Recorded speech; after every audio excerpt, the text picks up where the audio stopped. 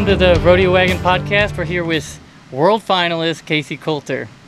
Dude, that's kind of crazy, man. Like, just kind of that whole process, you know, and making the world finals last year. Like, I saw it coming. Like, I mean, you would have made the world finals, I don't know how many times over, you know. It was just, that was when you decided to do it, you know. Yeah. I remember you telling me over all the years, you were saying, you told me I had what it takes. You said me, Mason Lowe, and Travis Smith. Didn't fugate. There was a handful out Caleb there. Rule. I mean, those were the big ones. Like, I mean, that was coming obviously from, you know, when I started riding in 2012, you know, and just kind of seeing the guys that were kind of around that area that as I was growing and progressing, those guys that were at that top level, and then for me, it was just kind of comparing them to what I saw, you know, on TV and stuff, you know, on the Built Ford Tough at that time. Yeah, it was Built Ford Tough, and I remember when you came around, and people could really tell right off the bat that you put more try in than most guys. And you told me the story about you used to play baseball, and you took all that drive and all that heart and you put it into your bull riding. Yeah, it was just a complete flip-flop, which was funny because I didn't come from a rodeo background at all. You know, I rode horses and stuff, but so it's kind of a for the family. Like my immediate family and everything. You know, they're so far removed from rodeo, so it was kind of like a complete, you know, 180. Yeah, and everybody, like I said, they see it. They even announce it when you're in the chute at the velocities and UTVs. They say, I think it was Scott Grover. He's like, you look at this guy's social media, he puts in more work than most guys do. And lately I've been working so hard, my social's kind of taking a hit, which is okay. I'd rather my social take a hit than my work ethic. But yeah, and man, you know, one thing that they you know, they talk about, you know, kind of the dangers of bull riding. You've been pretty healthy throughout your career. My career has been the opposite. It's been like, I mean, I jumped into it. I probably jumped into it too fast is probably what happened. Because I was 18, so I felt like I needed to do more. But, you know, I was doing PBRs 3 years in, made my debut on tour 4 years after, you know, starting riding bulls. And when I started, it wasn't like I was foreign to the sport. So I kind of jumped off that deep end. And yeah, I think you did it right, though, because starting at that age, you made up a lot of ground just going straight after it, and you caught up to a lot of guys. A lot of guys have been working since they were 10 years old. Yeah. You passed a lot of stages just jumping right into it.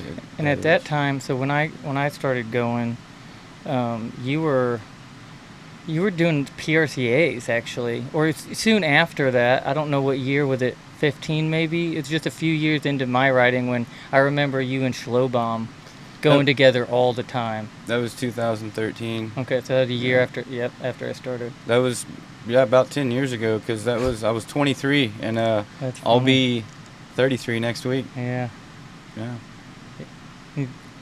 Yeah, Schlobaum, he freaking did it. And did he get on the Built Ford? Yeah, he made a few events. I even seen some pictures at his house that he had framed up. There was a picture of him on that coyote bull. Okay. And some other ones, but he said one year he was actually an alternate for the World Finals. Oh, really? Yeah, when it was in Vegas, I think he even went out there, and he was just, if someone had gotten hurt, then he would have got to step in. And he said no one did, which he wasn't hoping for that anyways. Sure. But yeah, now it's all about to change. Yeah. The team stuff, it's like, it's kind of crazy to even think about it, because it's going to completely revolutionize, you know, the sport in a few different ways. I mean, there's always going to be, you know, the traditional, but they're certainly, you know, changing some things with it. Yeah, they're definitely upping the scales for sure, putting bull riding on the map in a bigger way, because, dude, and I thought about it, like other sports, like how we were talking about how the money just ain't where it should be. Yeah. And then I got to thinking about it. How long have those other sports been around? Because this is the PBR's 30th year anniversary. Think about if those other sports had only been around for 30 years now. They wouldn't be where they're at right now. Yeah, sure. So bull riding's growing every year, and 20 years from now, yeah, it's going to be, when we're done, it's going to be crazy. We're going to wish it was like that when we're still riding.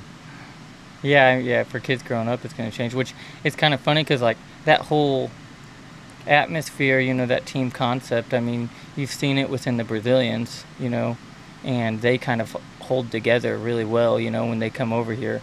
And you can see that, you know, the results that brings. And then, heck, I mean, we were talking about it earlier, but this year, like, our group that's gone, you know, between 5 of us, every single event, we're strapping bulls. Almost every single event, if not every one. It may be every single event this year we've rode a bull.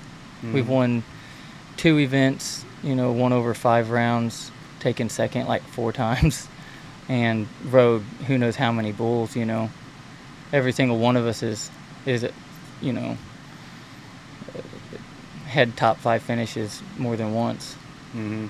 Yeah, a lot of us we're good friends. We were in the amateurs doing stuff there, you know, winning all the time, and now we're doing it consistently at a higher level together. And it's fun. You know what? That's one thing I remember Mason.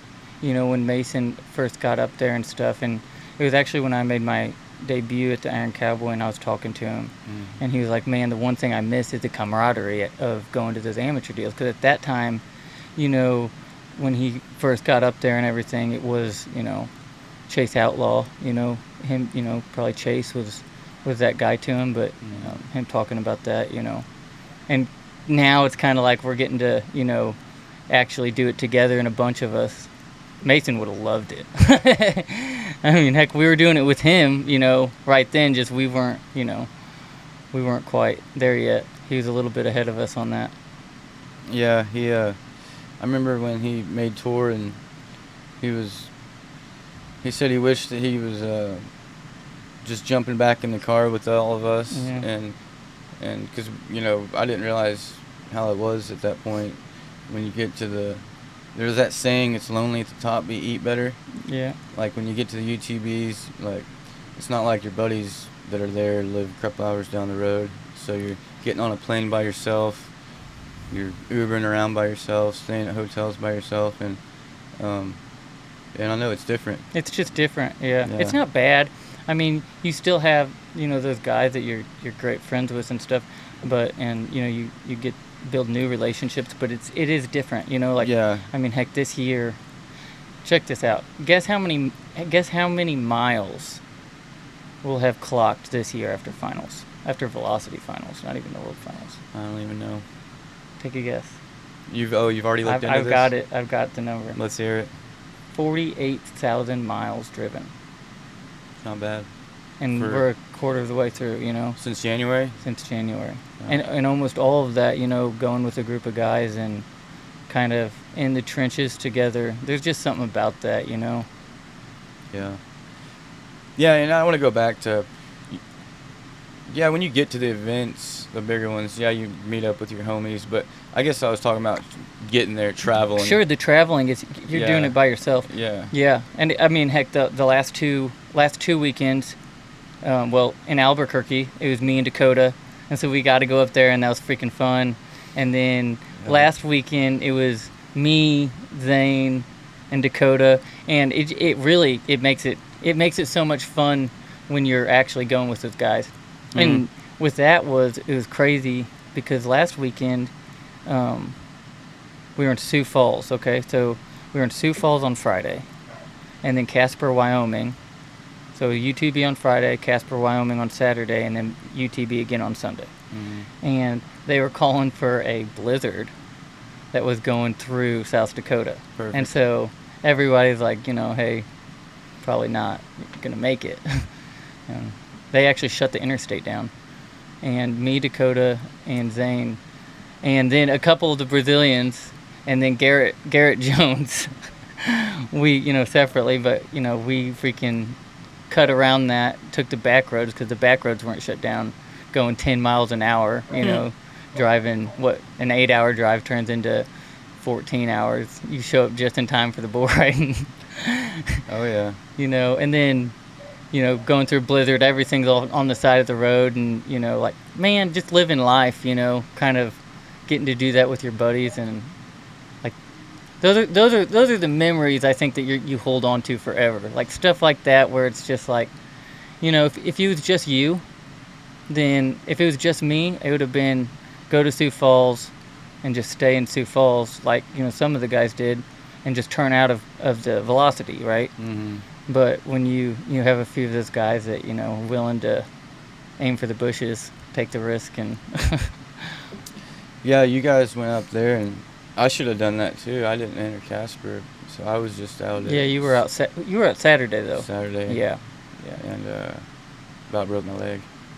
I made the rec rail. That's about all I happened at Sioux Falls. Yeah, no joke. Me Yeah, too. you really did. I seen yeah. that. Yeah, on the nicest. It's always the nicest bull. Mm-hmm. That top dollar bull, the pet. They're petting him back there. I'm like, but what happened there was the way that bull stands. I guess they tied his hip in, and so when he came out, that freaking flank rope just kind of held a little bit, so he left weird. Set me up. Yeah, you did. I could see that because you did kind of get left there weird, and that's how he pulled you right down. Yeah. But I was watching at home because I didn't even. Sioux Falls was only like 6.5 hour drive, so. Oh yeah, that's Friday night I was at home. That's right. I was watching it on the couch. That's awesome. And I yelled at Alex, "Kyle's up, get in here!" And I was like, "Dang." Well, I'm just glad I didn't knock him out. Well, it's one of those things too where you get in a position and.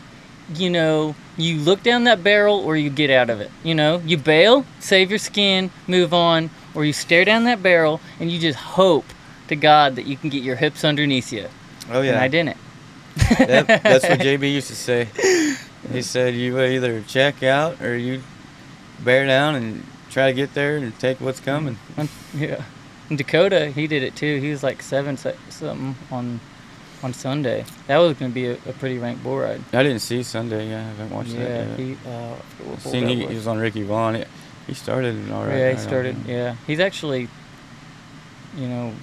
started a few pretty ranked bull rides. Because in Albuquerque, he got on what's that bull that's got like 32, 35 in a row. Yeah, Burgers. I believe it's Burgers. Yeah, it was. Gosh dang it, what's that bull's name? Been around a long time. Sky Harbor. Sky Harbor, yeah. Yeah, and my boss back home, he was like, "Yeah, unridden," and I was like, "No, they ain't. That bull. They've ridden that bull quite a few times, but they haven't ridden him in over 30 hours." Yeah, correct. It's in a row. Yeah, it's not that he hasn't been ridden. It's just been that buck off streak, which the record's what did Bushwhacker get? 42, between 42 and 45, I think. It was a lot before he got strapped, because he got strapped. Bushwhacker actually got rode as a 3-year-old, 4-year-old at the World Finals. Yeah, they were like 86, 88 on him, something like that, Brazilian. There's so many bulls that they talk about and that had these long streaks, but you don't ever really hear, like, they'll talk about a bull and you're like, really? They don't talk about that bull much, but they had all these buck-off streaks, and there's just so many nowadays. It's just like... Yeah, there's a lot. It's starting to get where it's nothing special because a lot of them have all these buck-off streaks. Well, I think the last weekend,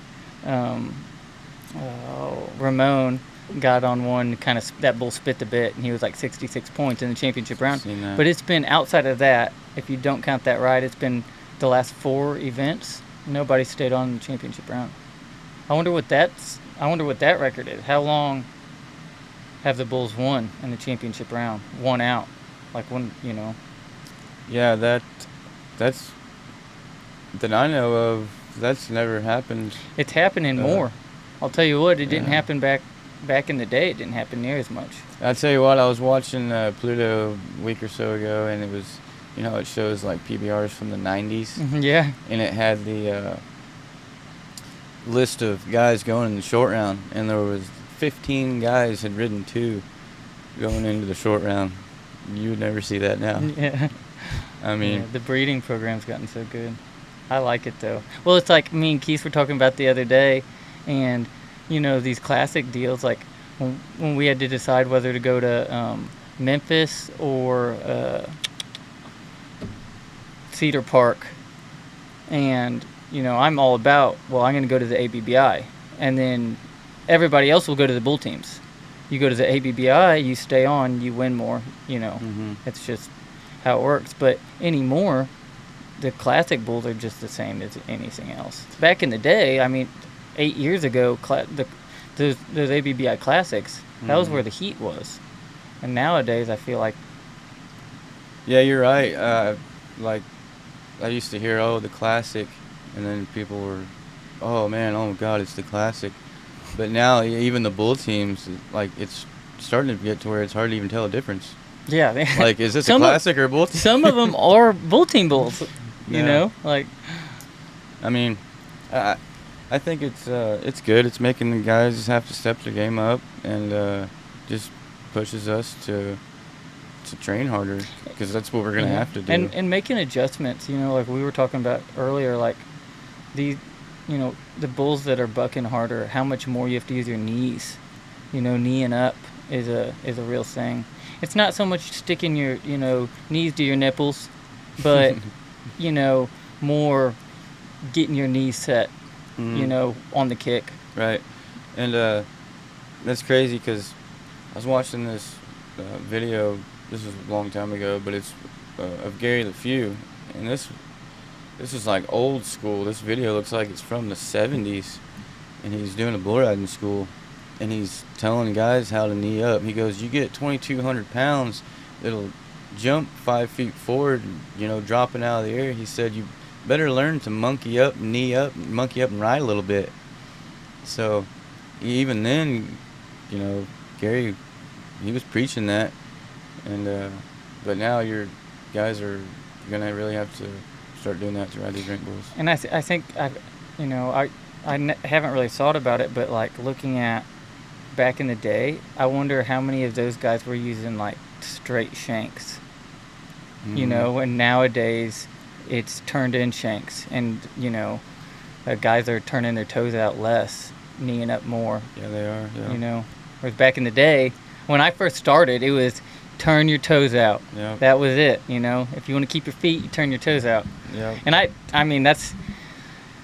I've even been real slow to going towards turning my shanks in. I still even what I'm using now is not very I do have the teardrop on the shank, but turning them in, some guys have them really turned in. Yeah, you see everything in the locker room. I've stuck with just the basic, 22.5 degree, 2-inch what I have. shank. That's what I've used since I started riding steers. I tried the 3-inch. I did that for a minute. Yeah, I won a pair of Hendersons that were longer. They were chrome. I was like, oh, these are cool. Put these on. Bucked off everything I was getting on. And Eric Welch was bullfighting at the time. And he noticed it. He goes, dude, your feet are bouncing freaking bad every time. He's like, put your other spurs back on. That's what I ended up having to do. My feet were bouncing too much. But whatever works, with the American rope, you stick them long shanks in that knot, and they don't go nowhere. That was when I went through that phase, because this is how it started. Denton, I don't know, he's been doing it, forever? Long time. Denton taught Keith how to set his rope up on the stationary barrel to set his rope up to catch his knots all the time. So Keith went through this phase for like 3 years of just, sticking them in there. In fact, one time we were in Springfield, Missouri. You probably were there. The NFPB, and he got whooped down like 3 times. And every single time, it was like he was trying to get off, but his feet were so buried, it would just bring him back over the front. And KO'd him. No, not the first time. Split his chin open from here to here. And then so the paramedic people kind of patched it up, put a cushion on it. He got on his short round bull, stuck his feet in his rope again, got KO'd that time. Knocked that clean. Was that when Jeremiah? Yes, that was where Jeremiah. Wait, he didn't want to get on, and Jeremiah was like, "Don't be scared, get on this bull." Yeah. Got on and got knocked out. Yeah, that was that time. That's funny. And so I've heard that story. he actually taught me how to set my rope up, and so I kind of went through that phase. I didn't go through it very long though. I'm longer legged, so even when I was like, I couldn't hold them, you know. But When I used American, I swear it was like, I don't know, it seemed like about half, out of every 10 rides, it was easy 5 I was catching my knots. During a ride, I'd lose it and catch it again. Like, dude, honestly, when I first started catching them a long time ago, it would scare me. I'd try to kick it loose. Yeah. But then the more it happened, the more I got comfortable with it. Yeah. And learned that it will help you when you're bucking off and you catch it, pulls you back up there. Yeah. But, so I started leaving them when I'd catch them. I never tried to grab them or set my rope, but I always found them somehow, moving my feet during the ride. But ever since I've switched to Brazilian, I don't ever catch it. Yeah, Never. same. The Brazilian's a whole different deal. And I'm all right with it. Yeah, I mean, also every once in a while I'll still grab it, but it has to be the perfect size bull, and it's almost an accident. Every once in a while, because I have such long legs, if I got on a little bull, I'll grab my bell strap. That does freak me out a little bit. That'd be sketchy. Yeah, and you know when you have it too, because it's not like firm, you know, like a knot is. Like you can feel it, but every round, yeah, that's a little bit more sketchy. But man, when it's happening and it pulls you back up there. Yeah, I mean, and I never even really pulled my groin. There was one time that I snagged it and it messed up my groin for a few months. But most of the time, when it hooked, it wouldn't hurt my groins or my legs. Because a lot of guys, it does. Yeah. It'll mess them up bad, though. Yeah. Well, and you know what? You talking about Brazilian rope not being able to, you know, catch your knots. Good. I mean, you can have your knots. It's perfectly legal to have your knots. You just can't, you know, have them, you know, in the chute. Mm-hmm. Because like one time we were at a UTB, I forget what UTB it was, and Cody Nance was asking JV, he's like, you know, how do you never get, you know, caught grabbing your knots? And JV said, because I knot on the flank. Because you can set your, you know, with the American rope especially though, you can set your, you know, rope to where your knots are there, and at some point you're probably going to catch them. You don't have to nod with them. But to that point, with the Brazilian rope, everybody's using Brazilian ropes now. And I don't see as many guys grabbing their knots as they used to. Yeah. They used to be, a lot of guys did. I mean, nobody talked about it, but, I mean, bull riders did, but, you know, that was about it. Like, you know, nobody really kind of talked about it, but it happened all the time. Yeah, now more so you see them snagging in the rope of the flank when they're coming off. Yeah. And those cause some bad injuries. And you don't see as many guys getting hung up either. And I don't know how much of that's the rope, although I'm sure it may have something to do with it, but it also, I don't know, could be some bull power too. I don't know what Colton Hevelo's doing, but he rides Brazilian Yeah, and he does. he gets hung up about every weekend. I don't know, man. And you see that video that they've been posting with Cooper, and he gets hung up and he just undoes his knot, stays calm, pulls his tail. Yeah, that's my luck. I would do that and go to, you know, step out and freaking get kicked in the back of the head. Dude, I never hung up. Even I buried the pinky ever since I was 18, and I don't know why, but I never hung up with my American, even burying it. I never got hung up when I first started, I got hung up all the time, but it wasn't, I was getting hung up, I wasn't letting go. Like, it took me a second to realize, you know, especially when you are hung up, like, it's almost like grabbing an electric fence, you know, unless you have the ability to think, you know, it's kind of hard to let go. Yeah. That's like JB, what do you say? He was hung up before he even left the box. That's what he said. Yeah, that's, and he would talk about, you know, making it so sticky that, you know, it makes you question it for a second. It's not sticky enough until you hesitate, and then it's like, okay. And then these bulls will take it from you too. Yeah. And I was talking to pastor at Cowboy Church in Bowling Green, and you know he's older, and so he rode back in the day. Mm-hmm. And I was, you know, showing him the rosin and all of that, and he's like, "That's nuts." He's like, "That's nothing like, you know, anything that we were riding with back then. I mean, back then they were probably using that white rosin. It was all dry. Probably. It was all dry. Powder. And then it went to deodorant. Put a little deodorant on your rope with some black rosin. Yeah, and now there's all kinds of concoctions. Oh, man. They're using the body wax, pine tar, all this stuff. And dude, sometimes, yeah, you're like, it's so sticky. It's surprising that you lose your rope so easy. Yeah. That's how powerful the bulls are. One thing that I like is going to, so I went to that Blake Lewis rope, and it pulls down on my hand just like an American. I love the feel of an American rope. But, man, I like the way those Brazilian ropes ride. But as far as like pulling down on my hand and stuff, I like that American more than I did the Brazilian. But so that's kind of the perfect marriage. And I actually did that because what happened was when, so this past fall, when I came back from knee surgery, I got a hold of Brady Sims. I'm like, hey, man, I didn't enter the team stuff, so I have, 3 months. I'm just going to hit some, little rodeos and just kind of get my feet wet, get, practice bulls, make some money. And I want to try American rope out. And he's like, okay, I got one. So he sent it to me, and it was a American rope with a Brazilian block. And I got on a couple bulls with it, and it was awful. I mean, I would be riding one perfect. On the video, it would look like I was riding perfect, and it felt awful. I felt like I was couldn't get in time. Even if the video looked good, it just didn't feel good. Would it pull down on your hand? It didn't pull down on your hand, though. Oh. So it didn't pull down on your hand because the block's bigger. It had that Brazilian block on it. So what I found was that's the exact opposite of what I like. What I like is a Brazilian rope that pulls down on your hand. And that's why,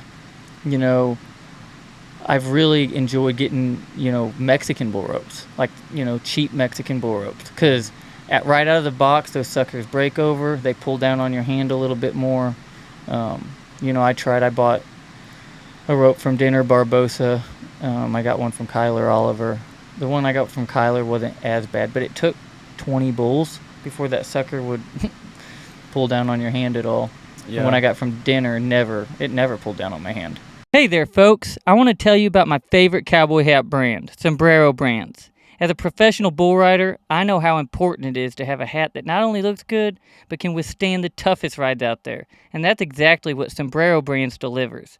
Their hats are custom fitted and shaped to perfection, with a level of attention to detail that's hard to find these days. But what really sets Sombrero Brands apart is the fact that they're a family-owned and operated business.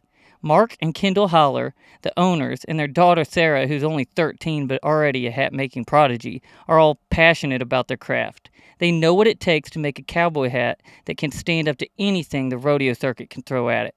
And get this, the founder's grandfather, Polly Holler, was born and raised at South Camp on the 4-6's ranch. These folks have got cowboy blood running through their veins, and it shows in every hat they make. That's why I'm proud to have Sombrero Brands as a major sponsor for my podcast, the Rodeo Wagon podcast. So if you're in the market for a hat that's tough enough to handle anything the rodeo throws at it, give Sombrero Brands a try. Trust me, you won't be disappointed. My problem was I had a Brazilian that pulled down on my hand, and you want to get them tight. Because Jordan Allen told me, he's like, why do you think they get them ropes so tight? He said those Brazilian ropes move real bad. Yeah. Like more than the Americans. And when mine pulled down on my hand, I felt like when I slide up, I couldn't break up over, and I was leaving there on my butt, and I didn't like that. Then with more rise in it, I felt like I can break over. Oh, really? Yeah, but you got to get your handle broken. Got to get that angle on it. Yeah, correct. Yeah. But everybody's different. Yeah, for sure. I mean, that's there's a billion different ropes out there and work for different people. You were talking about them Brazilian ropes moving more. That's like just recent. This year, the first year so the wear strip where that ends, that is where the Brazilians, they take that all the way up to the block. Mm-hmm. And I never knew why, and I rode with an American, and I didn't like my knot way up by my freaking knee, so I never did that. So I would go, 12 inches from that wear strip is where I would start my rosin. And actually, we were in Arizona. Where'd that UTB at in Arizona? Glendale. Yep. So we were in Glendale, and I got on Osbull of JW's, and they were, taking forever to load them. So I had that Brazilian just throw my rope on him when they did load them because I was next. And so he put it on there, and he took it all the way up to the end of where the wear strip is. Did you like it? No, well, when I took my wrap, my rosin wasn't there. Oh. So I took my entire wrap without rosin, and it was a brand new bull rope because the first day, my Mexican bull rope, when they break, because it's a cheap leather, when they break, they collapse. Like, you can't hardly stick a finger, in between the handle because that leather just freaking collapses on itself. Man. And so I had to get a rope, and Kyler had one in his van, so he gave it to me. So I had a brand new rope, no rosin on it. I was like 7 seconds on Oz and blew my hand out. Wait, so when he put your rope on, what broke? No, the first day the block broke on my Brazilian. So okay. The block, when it breaks down, it'll kind of collapse a little bit. Yeah. Well, then Mexican ropes, because the leather's cheap, it like collapses. I got you. Like Yeah. So I had to get one, but anyway, so I knew about it then, and that would have been 2 years ago. And last year I was hurt. I had knee surgery. I was out for most of the year. So then when I came back, I've started to go all the way up to that wear strip, and I have noticed my rope doesn't slide anymore. Because that's the one thing with a Brazilian, and you can see it every once in a while when it's going into your hand, and that rope slides over the center, and your inside knee just goes straight up, and you can just tell. You can tell when somebody's rope slides on them. Yeah, because they're fighting it. Yeah, their knee goes up, and it's awkward, and yeah, that didn't happen with an American. I was talking about bringing it all the way up. I've actually recently started doing that too, because I didn't think I had enough tail, leaving it out a little bit, and like that Brazilian rope, I like how they just put. That marks the wear strip. They just put a piece of nylon in it. Yeah, yep. That's all it is. And I don't know, those Brazilians got them ropes figured out. Yeah. And one of the things with that is like keeping my rosin, so that I try to get that nylon to line up at the end of my block so that rosin can stick to my block a little bit to kind of keep your hold. Until the last weekend, I'm pretty sure I understand it now, but I always wondered why the PBR, it's frowned upon or illegal or whatever to rosin your block on a Brazilian rope. And it never made sense. And last weekend I was thinking about it because, check this out. This past fall was the first year that I realized what bells were for on your rope. I always, for my entire career, thought bells were so that you didn't get hung up. It helped your rope come off so you didn't get hung. And so anytime somebody would ask me to borrow my bells, I'd be like, no, you're not borrowing my bells. And wait, so what are you saying bells are for? Well, I thought, bells are for when you get off so that the rope falls off. Yeah. It's not for you to get hung up. My whole career, I thought that was to prevent hang-ups. Oh, and wow. so I had 2 bells on there, and they were good ones too. That's funny. But so then last weekend I was thinking about it, and I was like, that's probably why they kind of ban that, because you can't ride without bells. So the whole purpose with the rosin on the block is they're probably saying, hey, when guys are coming off their rope, it's staying on the bulls, it's not coming off because the rosin on the block. Oh yeah. But taking your wrap, rosin gets on there. Oh yeah, 100%. And I'm just waiting for someone to tell me to get that rosin off my block. But no one's ever said anything. Yeah, they still check my rope every time. They do, though. Yeah. They'll stick a block in it every time. Well, and there's really not a whole lot of difference, because when you take your wrap, you're pressing that in there anyway. Even whether it's on your handle or whatever, you get that sucker sticky enough, and nowadays you use torches and stuff, and it's gooey, so it's not like dry rosin, like Yeah, it's like super glue. Yeah, it really is. Dude, speaking of like bells though on your rope, beings that were just down the road from St. Joe, their finals are happening tonight. What were you there the year that I was getting down in the chute, and I was next, and all of a sudden, I got on one of Cooper Congezer's bulls, and he's flanking him, but like all of a sudden I hear the crowd like make a reaction, and I turned around and looked at Cooper, and he turns away and closes his eyes, and I looked the direction that he just looked away from, and a little girl in the front row, I watched blood start dripping down her forehead. Dang. Dakota's rope, they said, come off that bull, and no one even seen the rope. It shot like an arrow, and the bell hit her right between the eyes. And like they stopped the show. Was she okay? Said a prayer for her. Yeah, she was fine. Isaiah was trying to give him free tickets for the next night. I don't think they took him. I mean, he thought a lawsuit was on his hands, but nothing happened. But yeah, those bells, when those bulls catch those bells and sling them, they will sling them hard. Yeah, that's no joke. Yeah.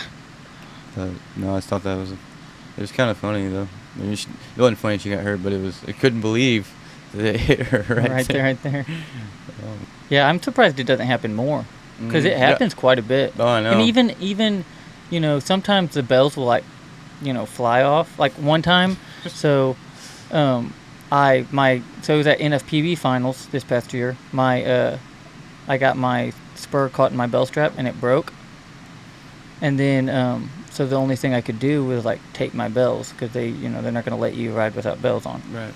And so I taped that sucker, and I got 3 different things to tape. Made a strap, and that sucker broke, and bells went everywhere. And so sometimes the strap breaks and your bells will go flying, but it also happens just in your rope, period. Yeah, I took mine the last bell I got, because the first thing you always do is you stomp it, and a lot of those bells, those welds are kind of cheap. Yeah. I took mine to the shop and put some beads down the side, where as long as I don't lose my bell, I don't think I'll ever need another one, because it's not going to fall apart. In Dakota, he uses one of the weighted, I don't even know what it is. Dude, that would hurt someone. Yeah. Oh, that would be the bullfighter's worst nightmare, I'd think. Yeah. Freaking... Sometimes they'll get slinging around there, and it's like, dang. Yeah, dude, and I used to use 2 bells, but I've realized, one, it's easier adjusting your rope. Oh, yeah. It's kind of, they'll get twisted up and things sometimes with the strap. I've come to find out 1 bell, that's all you need anyways, and it's easier, it doesn't get tangled up when you're putting your rope on. You say that, so in this year in Bangor, Colby Anderson, it was his first PBR, first velocity, and he didn't have a bell, and so he asked me if he could borrow mine. And I'm like, I'll tell you a story. And so I told him the story how I just learned that, and so I'm like, I'll let you borrow my bell, and you're the first person I've ever let do that. And guess what? He went out, got hung up the first day, broke his ankle the next day. Oh, man. Yeah, I was like, see, if you'd have had 2 bells, never would have happened. When was that? Or where was that? That was this year in Bangor. Oh, so he's still out for that? I think so. Well, he'd probably be out. Bangor within February. Yeah, it wasn't real long ago. I didn't June know he maybe? broke his ankle. Yeah. Last time I talked to Joe, I think he said, 12 weeks, something like that. Which is, I didn't know, because he broke it in when you break it in the ankle like that, it was in the joint. So the joint stuff can be, every joint. Well, my elbow, it was, I was at 4 months for that, but the shoulder's 6 months. Yeah, I've been fortunate, never broke my ankles or anything like that. I went through it. No, I'm just kidding. I have a good right knee. I have a good right knee, and my right elbow's been good. About everything else has been. That's all you need. Hey, it's like Mason Lowe said one time. They said, I understand you broke some teeth, he said. They were like, they said, how much money goes in your medical bills? He's like, I don't put a whole lot into that. You don't need teeth to ride bulls. They all got tickled. I don't even know where that came from because you kind of need your knees and your shoulders to ride. I did it. So with my knee, I was talking. So when I first did it, I kept going, and Tandy, I forget what percentage. He said like, very low percentage of guys can ride, with the injury that you have. Tandy won't just say you need to get surgery, right? Sometimes he will if it's like, and he'll tell you if you don't, but he'll basically lay it out for you, give you the option. I like that, but at the same time, I'm like, I'm one of them guys.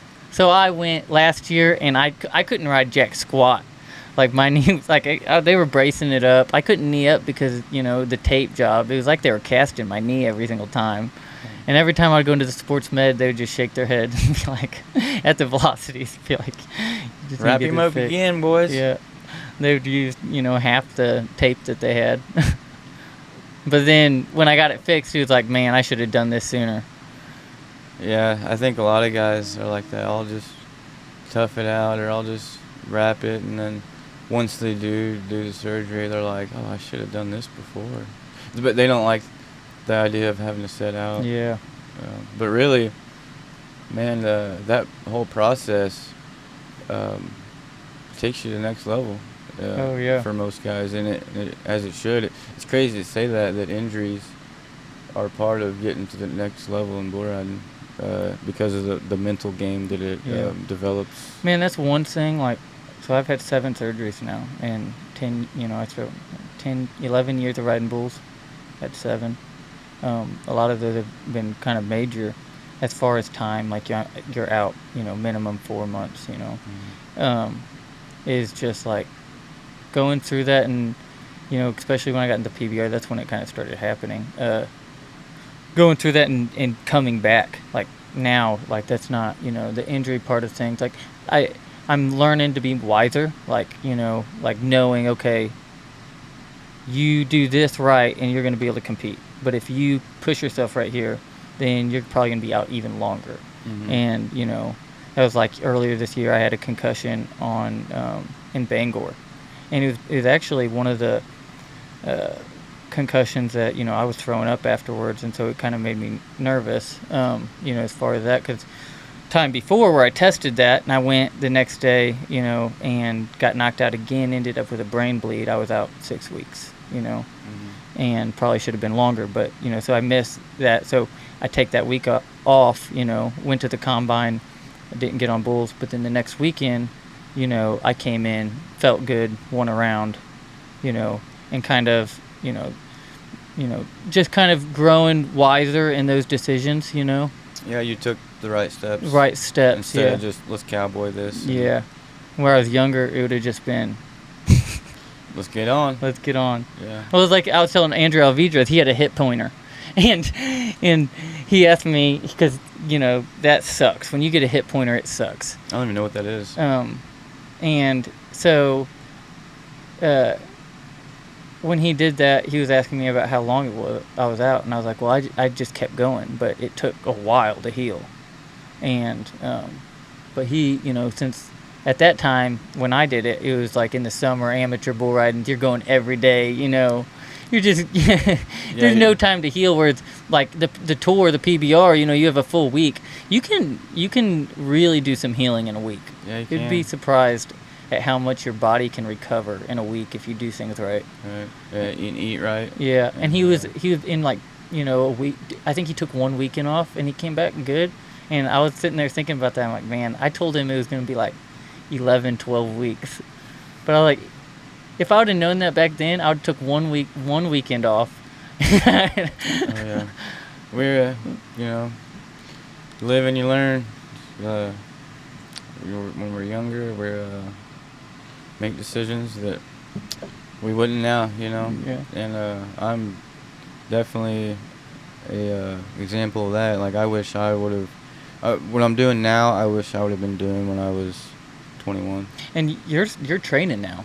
You're actually working out and... Yeah, I'm in the gym. My alarm goes off at 4:20 every morning. I'm at the gym before 5. Monday through... at least because a lot of times I'm leaving town on Thursdays, but so I'm getting at least 4 days a week in the gym, and um, me and Alex, we're both just watching what we eat now, and just getting really. We're not just doing it because it's a cool thing to do. Right. Because a lot of people, I think, it's cool to be fit and healthy. Like, that's not why we're doing it. Um, I'm doing it to ride bulls better and provide for my family better.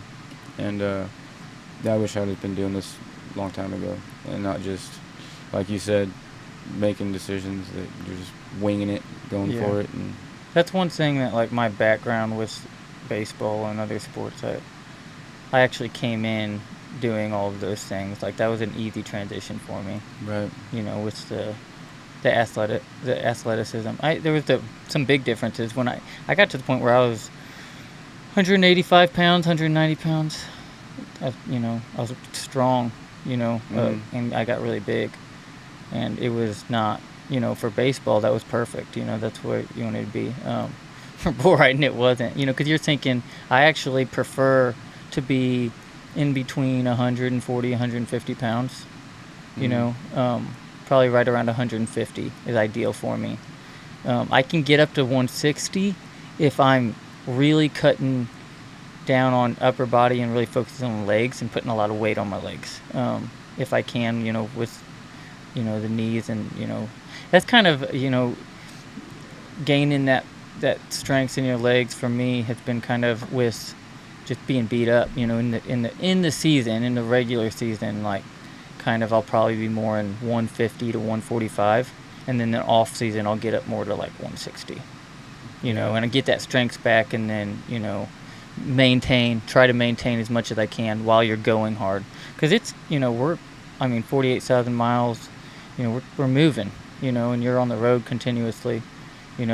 If you're flying, it's different, but if you're not flying, then the driving, it's more difficult to maintain that on the road. right, yeah, and the diet. yeah, that's what I was gonna say. What I'm doing that I didn't used to do.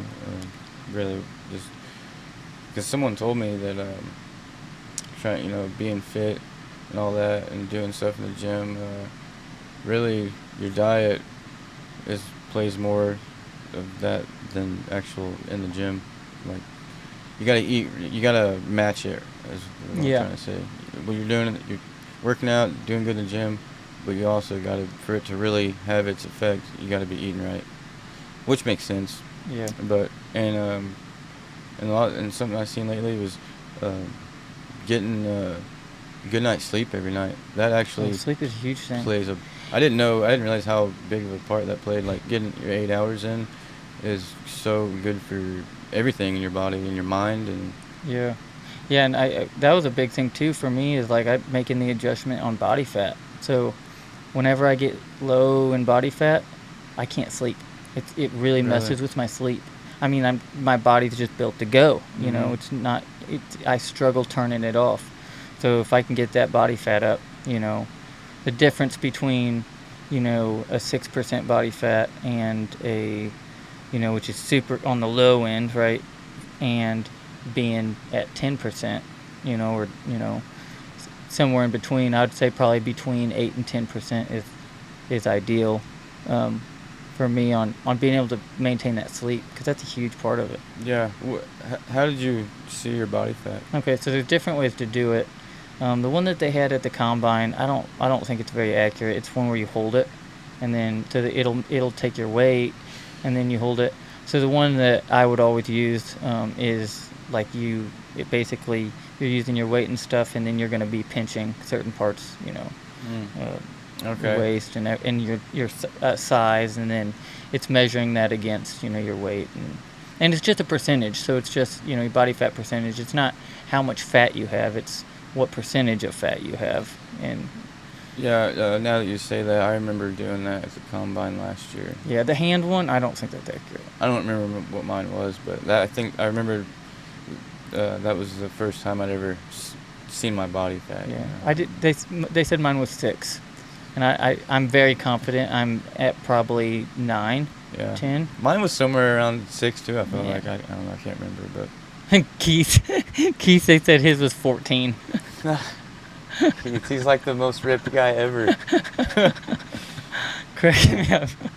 Like, maybe you grabbed the handle wrong, Keith. I don't know. Yeah, Fatty? Yeah, I'd redo Keith. Uh, Man, he had a hard time with the combine. yeah. Oh, He man. strapped one, though. Spurred him. I think he's the only one to freaking rake on one. Oh, I was talking about the one last year. Oh, In the one before? Yeah, I forgot about. Yeah, I've seen a video he posted. He made Yeah. a good bull ride. Yeah, he made a good boy. But no, I was talking about the drills they had us doing or whatever at the Oh, combine last okay, year. and He you- flew completely off the balance board. We got to laughing so hard. The instructor guy started cussing us. Oh, it was bad. I felt bad for him because he was telling me about it, and they were doing like a range thing with your shoulders. He just came back from shoulder surgery. His range was not. It wasn't even where it was gonna be. Yeah. And he's like, man, they did that range thing, and it was awful. Dude, I thought I was gonna do good. I was horrible in every single one. But Sam Woodall, he flew off the board too. Him and Keith could not get it. And but the next day, Sam wins the round, 92 points in Albuquerque. yeah, So. yeah. Fell off at the yeah. Some of it is general fitness. Sometimes matches up a little bit. You know, I think there's something to be said about general fitness, but bull riding, being able to make bull moves, that's a different deal. You know, there's guys that. Mason Lowe is a great example. J.B. Mooney was a great example. These guys didn't work out, Yeah, but they just had it. they had it, and they trained in their own way. They were cowboys. they were cowboys. Again, it does match up a little bit. I think endurance plays a role. I mean, I can tell if my endurance gets low, like, and then I can tell on the weekends, especially when you're getting on more than one. Mhm. But even leading up to it, your motor's running for that long. So if you have good endurance, I think it benefits a guy. But just as far as general fitness, I don't, how much you can squat, Yeah, you're not gonna overpower the bulls, that's for sure. That's Gary LaFew said that. Back to the knee thing. Yeah. In the same part, he was saying, if you think you're gonna, build your legs all up, squatting hundreds of pounds, he goes, all you're gonna end up with is a pulled groin and a busted chin. He's not wrong. Yeah. It's so funny though. A lot of people think that, that don't know much.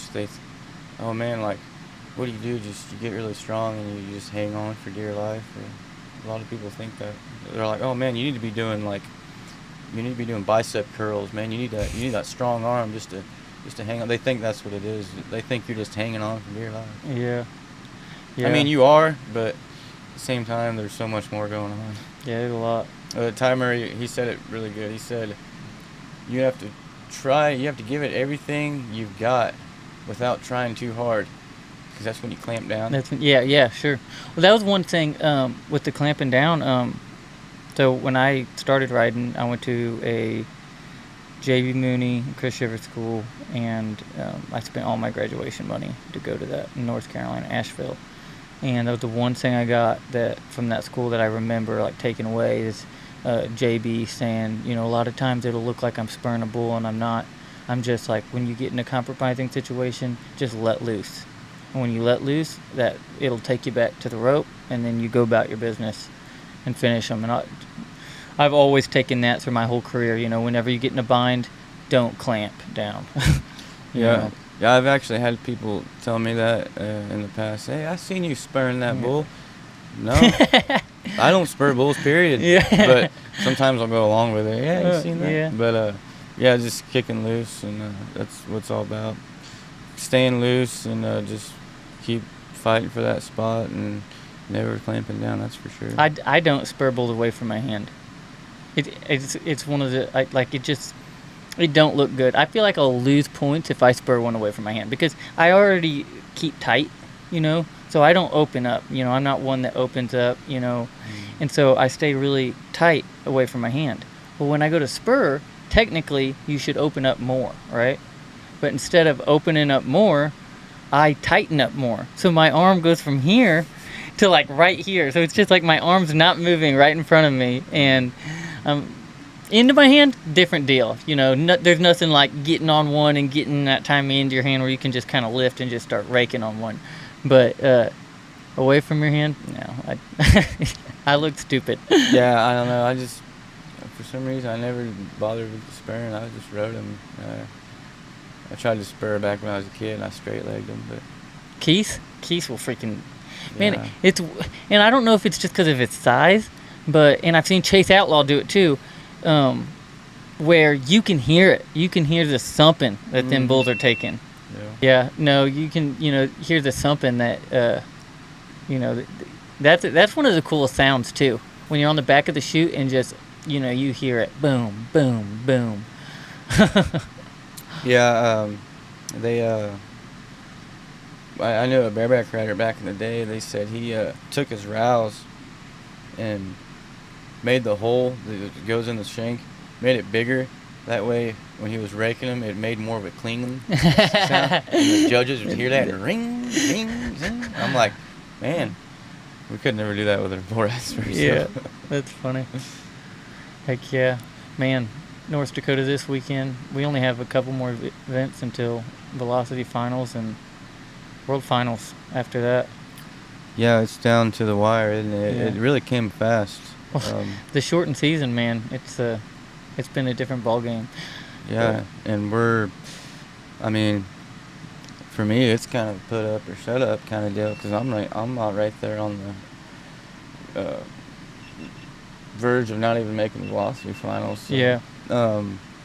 But I got a good bull this weekend, and I'm going to Wichita and just take it one bull at a time. And I'm confident. Yeah, me too. I've this year I feel like I'm finding it. I've won more rounds. I feel like I'm riding the good bulls, and you're riding good, man.